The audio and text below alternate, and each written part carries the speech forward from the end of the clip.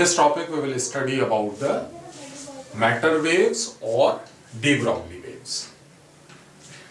So far we have done that radiations, which was earlier supposed to have wave nature only, was found to possess particle nature also, and this was proved by the explanation of photoelectric effect, which couldn't be explained by taking the wave nature of radiation. There were some other effects also, like Compton effect, which supported the particle nature of radiation. Now, de Broglie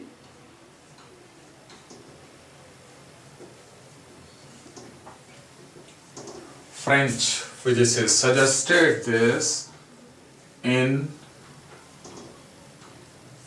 1924, and the logic that he used, that nature has manifested itself in two forms: matter and energy, or what we call as radiation.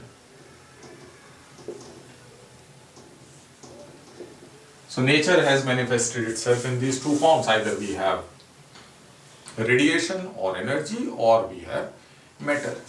If radiation has dual nature,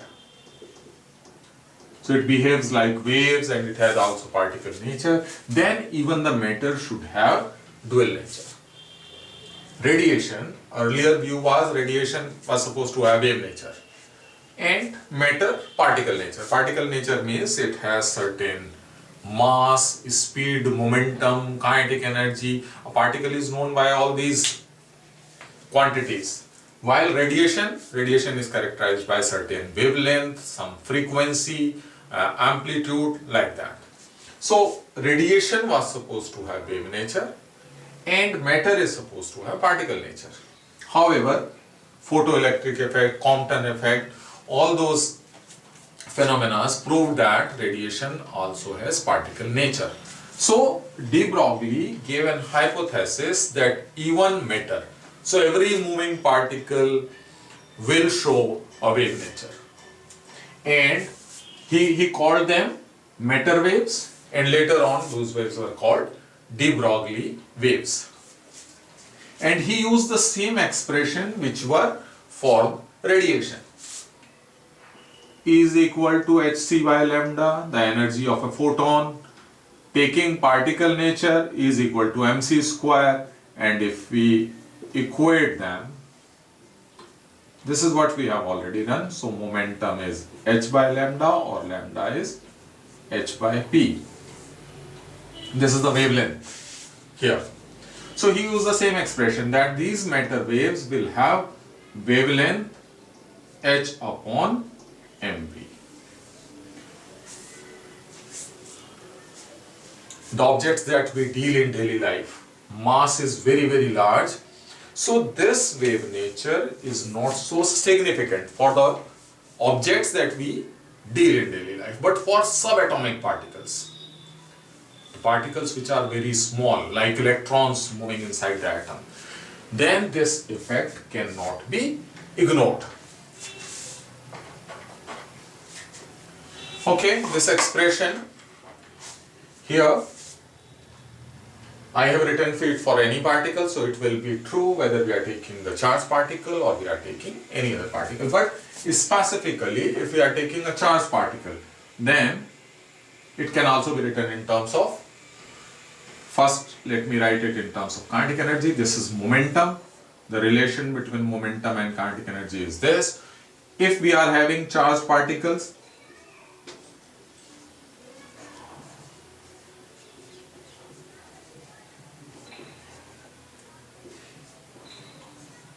this will be 2 qvm, charge into potential difference. And further, if I take electron, then this will be h upon, I can write the charge on the electron, I can write the mass of the electron, and then v. So it comes out to be nearly 150 by v angstrom. So you can learn this expression directly for solving numericals, you can use this expression directly. Okay. So, but this is only for electron which has been accelerated by using a potential v. Otherwise, lambda h upon mv, where v is velocity, here v is potential difference. So this is the general expression. So briefing you again, nature has manifested itself in two forms, matter and radiation. Radiation, it was proved that it has dual nature, so de Broglie gave an hypothesis that even matter should have dual nature.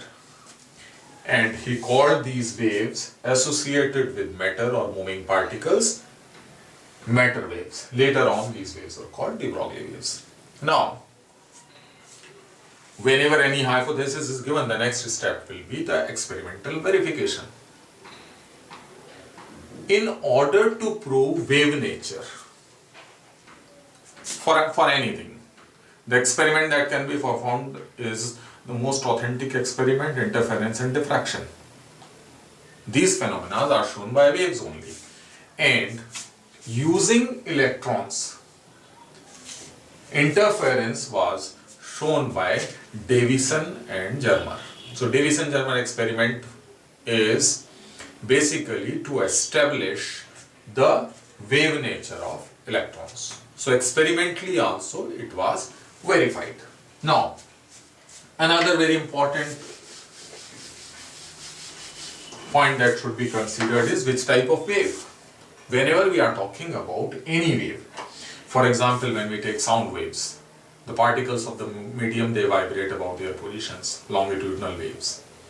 When we talk about the light or electromagnetic waves, electric field and magnetic field, these vectors vibrate perpendicular to each other and also perpendicular to the direction of propagation.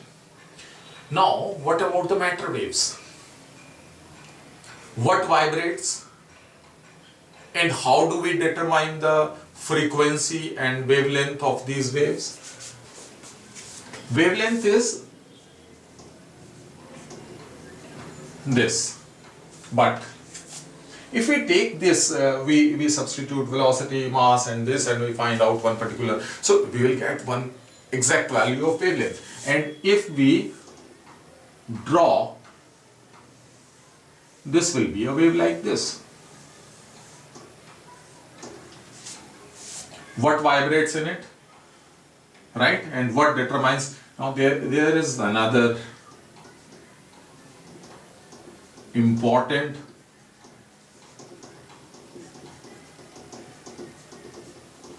principle given by Heisenberg. Heisenberg uncertainty principle. What that says, that for subatomic particles, the particles inside the atom, for example, it is not possible to find out their position and momentum simultaneously with certainty, with 100% accuracy. There is always some uncertainty. And if the uncertainty in one decreases, then uncertainty in another one increases. For example, momentum and position. So del x del p is h upon 4 pi. H is Planck's constant. None of them can be zero. So if I take this as a wave, then this has a fixed value of lambda. It means fixed value of momentum. So del p is 0, del x will become infinite. That's not possible. Uncertainty in measurement of position infinite means that can extend up to infinity. So that's not possible actually. This wave goes up to infinity. So this is not the wave that represents actually matter waves. Matter waves is, it is represented like this, and we use the term wave packet instead of using the term wave packet. Lambda is not fixed. Firstly, it's a combination of many lambdas actually, right? So lambda is not fixed means p is not fixed. So del p is not 0. Del P has certain finite value. It comes from the combination of few lambdas, not just one wave packet. And what about the amplitude? It has a fixed amplitude, but here the amplitude is varying. Amplitude of matter waves is actually related to the probability density. In detail, you will study all these in higher classes. For the time being, just keep in mind, square of amplitude, which is also basically on which the intensity depends. Intensity is proportional to the amplitude square. Here also amplitude square, that will determine the intensity, but that is here actually the probability density. The probability of finding the particle is more if the amplitude is more. So when the electron, say for example, electron moving around the nucleus, so the probability of finding the electron at every location is not same at every point. It is more likely to be found at one point and less likely to be found at another, at any one particular time. So wherever the probability of finding is more, this is higher. Probability density is high. So the amplitude of a wave packet actually tells us about the probability density, the probability of finding the particle at that particular location. Right? So the amplitude will also keep on varying and lambda will also not be same. So that's enough in this topic. Thank you.